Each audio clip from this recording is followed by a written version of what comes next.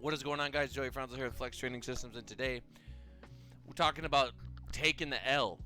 I'm gonna be honest. I came in today and I didn't know what to make a video on. I got a call from Big Body, emergency situation, or he was just explaining a story to me, and I said, "Wow, you know what? That'd be a great video to talk about," because I think a lot of people, especially younger lifters, people that have, they're so young, they haven't really dealt with much adversity. They're gonna get a lot of life lessons from powerlifting. So we're going to kind of talk about some of those things. And, hopefully at the end of this video, if you're going through any of those things, or maybe in the future you'll reference this video when you do go through it, it can help you, understand and get through it better. Right? So basically, Big Body was dealing with the person. They were kind of a super hyper perfectionist, to the point where if they were not absolutely perfect with their training, absolutely perfect with picking weights, absolutely perfect with technique, absolutely perfect with everything, it stressed them out. It literally gave them anxiety. It caused them pain, right? Like mental just distress, to the point where it was starting to bleed into other areas. And this person, I guess, inevitably decided that they don't even want to do powerlifting anymore. They just want to do general fitness because they don't have to worry about the form so much, right? That is, if this person watches this video, I just want to say that is not normal, and that is something you're gonna have to learn to accept. And this video is just for you. Most of you guys watching this are not gonna be that extreme, but maybe to some capacity or some form, you are going to kind of have a little bit of that characteristic. So hopefully, we can kind of go through it. I wanted to give some examples of take here we go. Let's make it even better, right? Hey, there you go, guys. There you go. There's no L's, just lessons, right? Seriously, there really are. We had UFC this past weekend, right? Francis Ngannou, he just beat, Stipe, and he lost to him a couple years back. And he said, if I didn't lose to Stipe the first time, I would not have learned the lessons that I needed to learn to get to where I am today, right? He's like, I needed that lesson.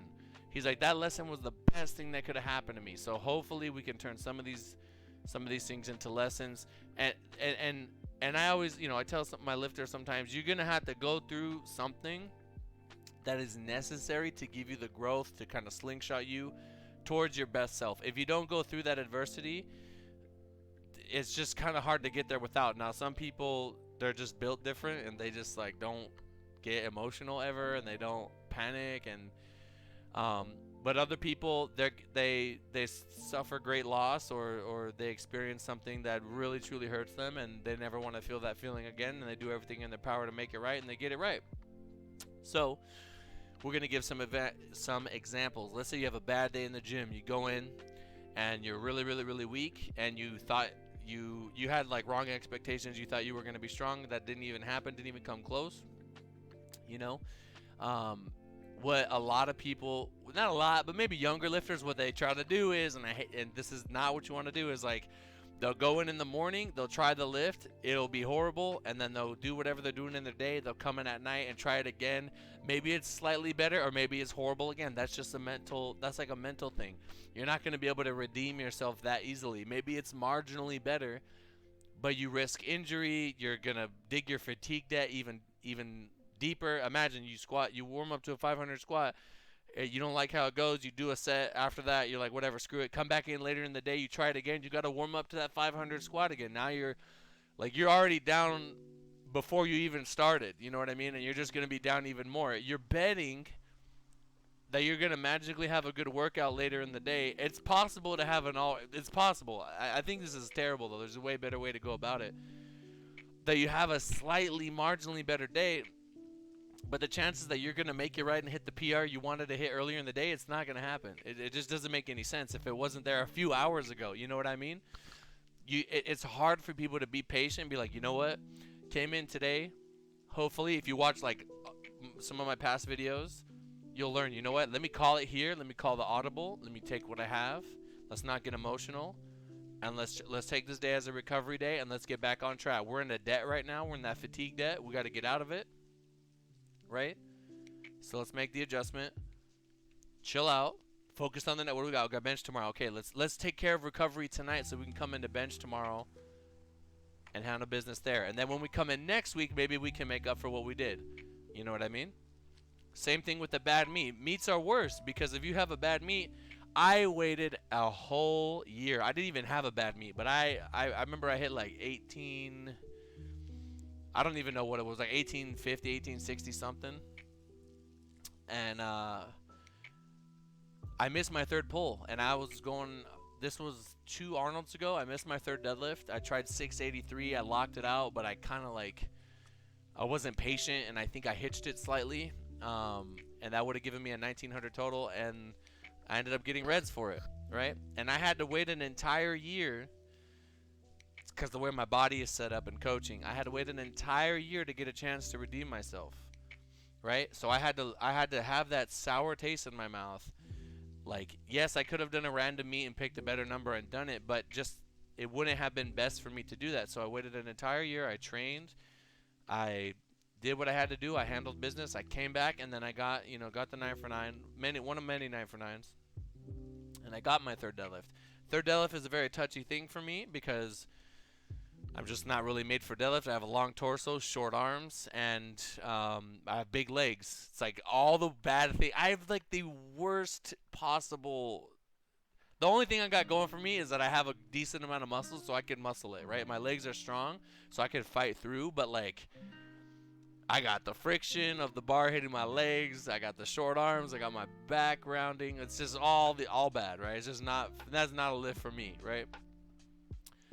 But I fought through. I stayed resilient. I trained a whole year. I came back and I got it. So, I mean, it's hard. It's hard to do that because I think about it the whole year. You just have this sour taste in your mouth. You never get a chance to redeem it. And most people, in my opinion, for a good amount of people, if you compete super frequently,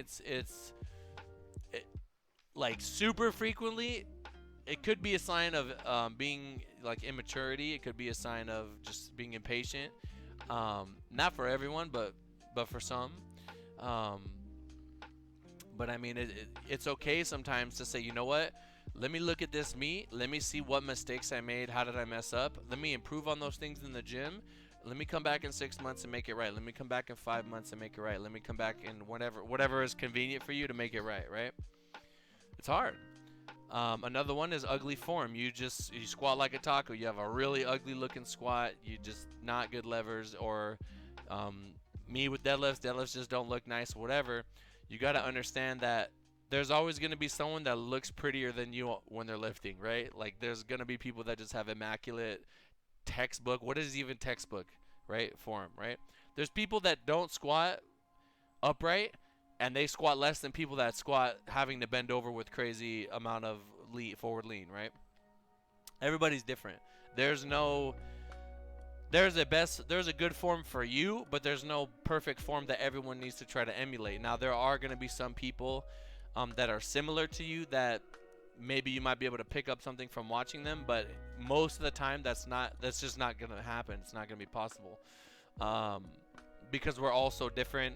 I don't know if you guys have ever seen that it's like two different images of how the human femur is built based on like geographically where like we've evolved or whatever, and like some people's femurs fit into the socket like this and some of them fit like this. It's like crazy how different that one solid bone can be in different individuals, and that's gonna affect your squat obviously. So you gotta, like, it took a while for me to understand, yo, this is my deadlift, this is how it is. I had so many people try to come out of the woodwork to try to help me, and I'm just like, guys, like, you just gotta embrace your body and how you lift, make it as efficient as possible to where you can progress pain-free. That is key. And then kind of go from there and accept that. It takes a long time to come to terms with that, and mentally that's difficult for people to understand.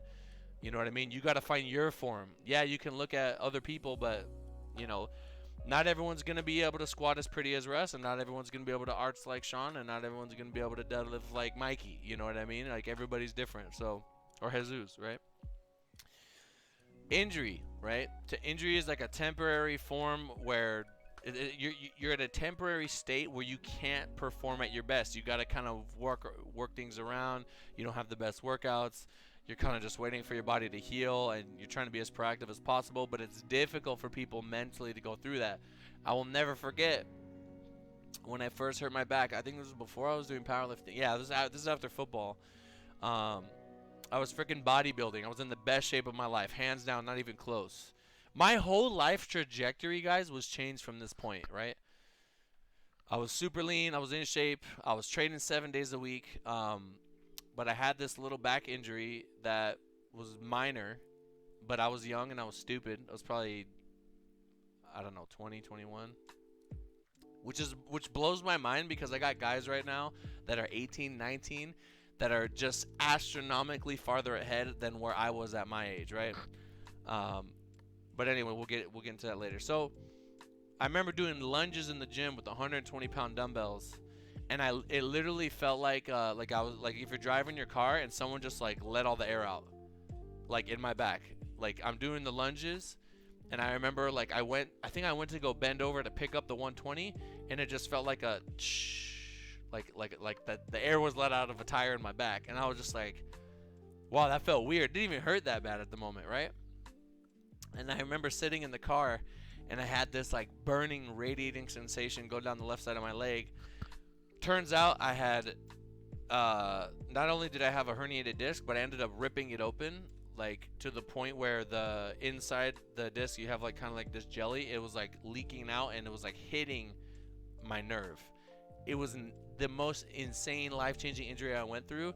I got super depressed. I gained weight. I was still in good shape, but I definitely like I was in such good shape that I would have to really mess up to just completely get out of that. And I just remember like I wanted to make my body strong. I didn't care about, you know, how I looked, and I just went through this whole thing mentally. And I eventually got better. I eventually figured out what it was. Just trials and tribulations. Took like 2 months before I could even train my legs again, right? But during that whole time, I went through some mental growth that just propelled me into the future. Like I literally, there was a point where I thought I would never live normal. Like I was just like, I can't. There's just no way that I'm gonna ever be normal, because this pain is so persistent. It wasn't that the inflammation had already gone down, but I was still messed up, right? So you start to get discouraged. You're 21 years old. I'm going through this by myself. I didn't have a coach at the time helping me through it.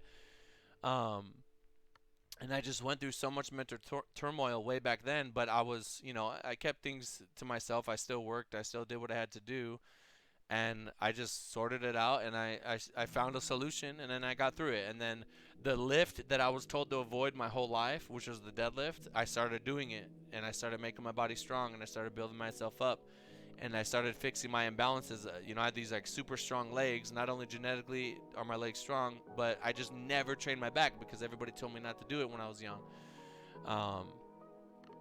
And then I started training my back directly, doing it really careful, finding out what movements I can and can't do. I know I'm going on like story time right now, but this is to help you guys, to let you guys know that someone that maybe one of you, at least one, maybe possibly looks up to, that they went through something, they got better, and look where they are now because of it, right?